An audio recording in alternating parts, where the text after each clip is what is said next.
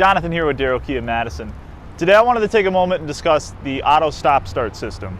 Among a lot of the newer features in vehicles, this is one that there's a fair amount of confusion over. So what it does, you might be familiar with it, it's a system where when you come to a complete stop, it kills the engine until you start going forward again.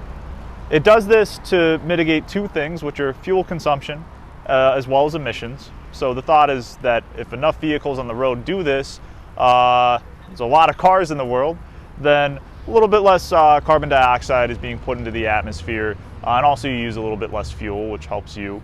Now, this system, when it first rolled around in the early 2010s, it was a bit clunky.